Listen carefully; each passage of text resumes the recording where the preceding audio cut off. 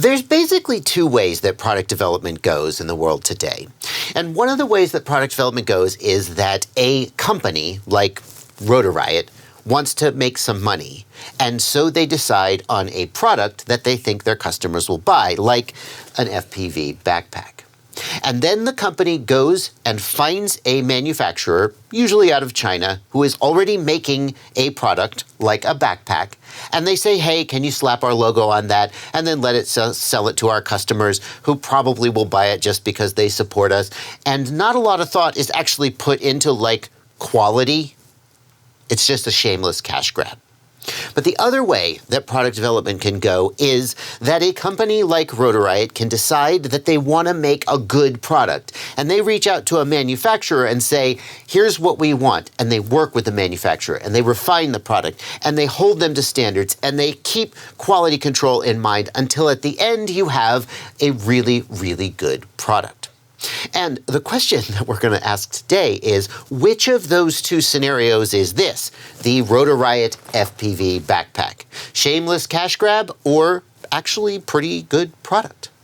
I'm Joshua Bardwell, and you're going to learn something today. The first thing I notice about this bag is not any of the individual features, which we are going to get into. It's how sturdy the bag feels. The bag was primarily developed by Sean Morrison, Let's Fly RC of Rotor Riot. And in his release video for the bag, he talks about how much thought and attention he put into making the bag durable. So, for example, here at the top, we've got, I think he said it was molded EVA plastic. We've got plastic here around this compartment. The outside of the bag is ripstop nylon. The inside is reinforced. I don't know. I'm not a backpack manufacturer. The whole freaking bag feels really sturdy. And that immediately differentiates itself from some other backpacks that I've seen, which just don't have that level of rigidity and strength. And I think if you're going to be buying an FPV focused backpack, one of the things that makes these bags different from any other backpack that you might buy is their rigidity. These bags are designed to be the case for the things you put in them.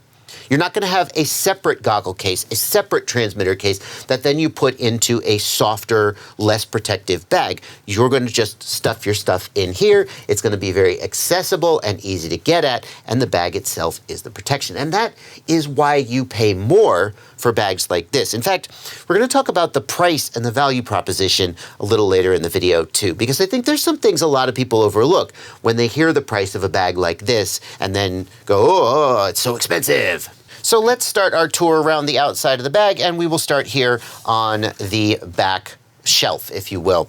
The main purpose of this back shelf is to attach quadcopters to. Some people like to put quadcopters on the inside of their bags, but with a bag this size, it's usually not efficient. You usually have enough stuff that you need to put on the inside of the bag that there's no room left for your quadcopters. And by the way, the main limitation on the size of this bag is that it is sized to be carry-on approved. So you can take it with you on a plane. Although my experience is that if you're on one of the much smaller regional jets, the tiny little overheads there, it's not going to fit. But I can usually get my bag, which is similar in size, under the seat in front of me, and I assume that would be the same for this one. I've gone back and forth as I've owned different backpacks, whether I like these straps better or whether I like these stretchy bungee style things better. The straps are better because they hold better, but the bungee things are way more flexible. And I kind of dig the fact that Rotor Riot has given you your choice. You can have both of them. So I can take my quadcopters and I can kind of put them on here like so on the outside. And then I can just take and I can cinch this down and cinch it up like this. It holds reasonably well. I've seen some of these that it just didn't hold, and I didn't think it was worth a damn, but this one's holding reasonably well. I could just cinch it like that. Oh, we got a little loose bit here. Let's just, cinch it some more. Just do it however you need to do it. And that is pretty freaking simple and quick. On the other hand, if I want to back that up with these additional straps, I certainly can. And wonderfully, the straps can be moved. So we've got this little buckle here that we can move it down to any of these other positions if we want to change where it's at. I probably would move it down so that it would hold on to the lower quadcopter. more easily. But you have the flexibility to do that however you want. And it seems pretty obvious that we could get at least 2 quadcopters on the outside here with props on, without them hanging over the edge. That's pretty nice. We could certainly fit a 3rd one if we were a little more creative, and maybe even a little more than that. In addition to these straps, we've also got some molly. I don't know how you say it. I've never been able to figure out how you say that word. This webbing here that you can strap additional things to. Of course, if you do that, it might get in the way of your ability to put quadcopters there, but the flexibility is up to you. Next, we will open the back compartment. These are, according to Rotor Riot, the high-quality YKK zippers, one of the highest quality zippers you can find. They are not the gigantic toothed chunky zippers that I've seen on some backpacks, which makes me a little bit nervous about their durability, but YKK are supposed to be really good zippers. Here we've got a laptop compartment, can hold up to a 15-inch laptop. It's got a little bit of padding, and we've got this additional compartment here, just one big mesh compartment with a see-through cover. We could put whatever we need in there. Here on the bottom, we've got some feet, and we're going to go ahead and set it on that feet and turn it to the side. There is an additional strap here. Typically what that strap would be used for is you would take something tall like a tripod and stuff it in this pocket and then use that additional strap to hold the tripod in place. I've also seen people strap smaller quadcopters to the side of their bag using these. It's of course up to you how you want to use that. And the side pouch, I really like this. All FPV backpacks should do this. Do you see that it opens like this? And if you were to open it like this, all your stuff would just fall out. Why does it open facing this way? It's because the bag is designed to be used laying down like this. So when you open it, it just comes open and all your stuff doesn't fall out. I would like for this to be a double zipper.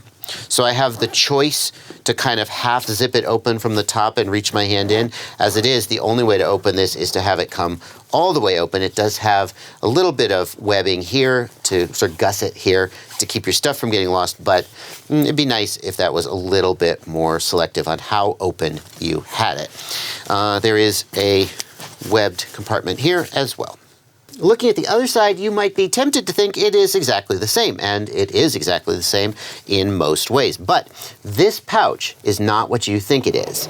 If we open this pouch up, it is not a separate pocket, but rather it is an opening into the inside of the bag. And the idea here is that this bag is designed both for a rip and dip or stay a while. In other words, if you're just going to set your bag down, get your quad out, grab a pack, and then sort of pack up and run, you don't have to take everything out in order to get at what you need to get those couple packs off. Here at the back of the bag, we've got the shoulder straps, and they are adjustable as to how high the bag is going to ride on your shoulders and how snug it's going to be. We have an adjustable chest strap as well. It can be moved up and down. I really like that because I've had bags where the chest strap rides like way too high or way too low. It's nice that you'll be able to put that exactly where it's most comfortable for you. And there is a carry handle as well, which lets you pick the bag up and carry it around without having to grab the shoulder straps. The back of the bag is well padded with some breathing channels for your sweaty back, and there is a little strap here which is designed to let you put it on top of your luggage. If you've got like a roller luggage with a handle, this will go right down on top of it and keep it in place. Now we come to the transmitter pouch, and this is one of the things that I think makes this bag so unique. The Rotor Riot bag is not the first bag ever to have a separate transmitter compartment on top of the bag, but I think Rotor Riot has done it better than any bag I've seen so far. So let me just grab my transmitter here. The advantage of the transmitter compartment is that your transmitter is one of the more delicate, breakable things that you carry around. It's got a lot of switches. Some people worry about breaking the gimbals. I've carried my transmitter inside a backpack. Mine is the iFlight bag for the last couple of years, and I've never broken a switch that way, but people still worry about it and want that extra protection for their transmitter. The other thing is that you need quick access to your transmitter if you're doing the rip and dip style. You want to be able to get it out without having to pull your whole bag apart. So this one, what makes it so special? Well, first of all, you can see it's not quite fitting in there, but that's okay because these are Velcro and can be adjusted any way I need to adjust them. And in the biggest configuration, this can hold even large radios like the Radiomaster TX16S. In fact, let's put one in. So here's the Radiomaster TX16S. This is probably one of the biggest radios that you're going to put into this bag, and we can see that it lays in here no problem. We do have to take those straps out. Maybe like one of, not straps, the dividers. Maybe like one of these dividers would go in and give us just a little bit of extra room, but for the most part, that's going to take up the entire compartment. On the other hand, the Radiomaster Boxer, well, it can't go in like this because the antenna is just a little too long. Like it would zip up, but I wouldn't feel great about pushing on the antenna like this. If I put it in sideways, though, we are more than good to go. Let me just see how I would arrange these. This Velcro is really grippy.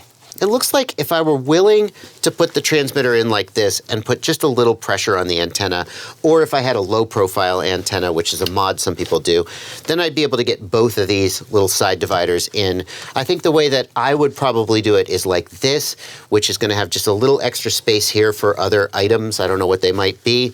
And it's going to be in like this just to keep it from sliding around too much. But that's pretty good. And I love the fact that this rigid plastic shell means that there is actual clearance and protection for my gimbals and my switches. That is really freaking nice.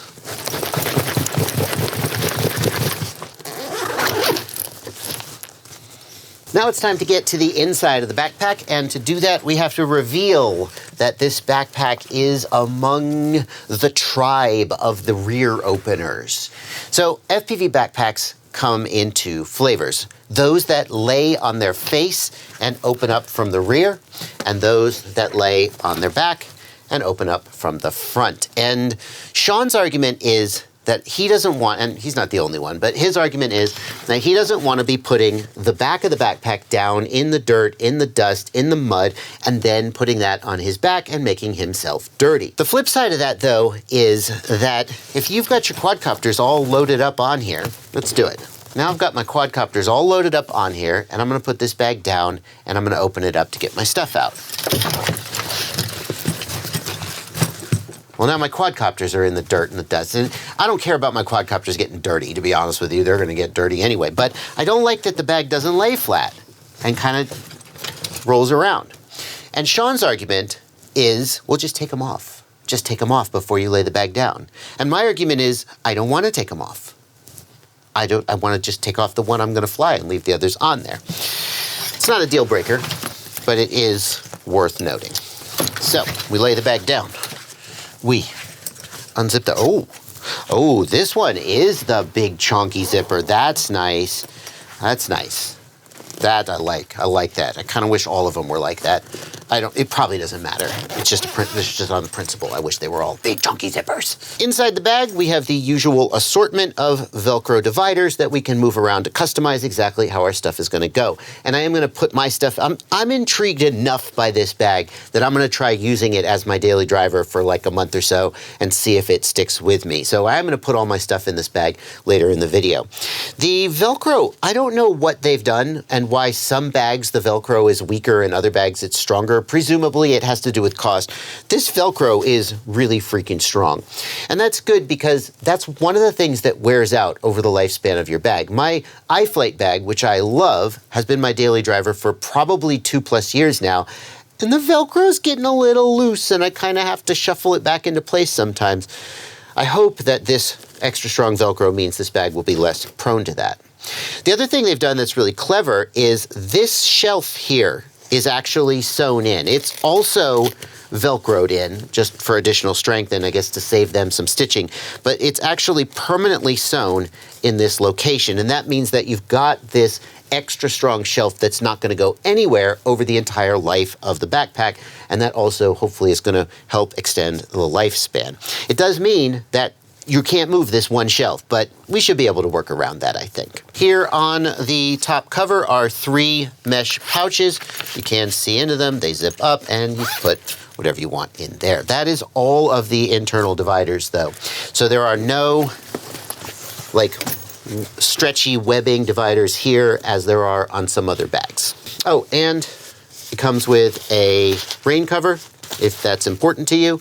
Although I like that on some backpacks, there's like an additional little compartment down here at the bottom where you stuff the rain cover and then you forget it exists until you get rained on.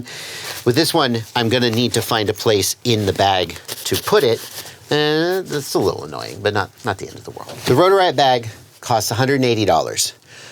That is actually a little bit less expensive than a lot of other similar bags, which come in the $210 to $230 range. So it's still $180 freaking dollars for a backpack. And I always say that you should compare it to something like this. This is a $60 or $70 backpack.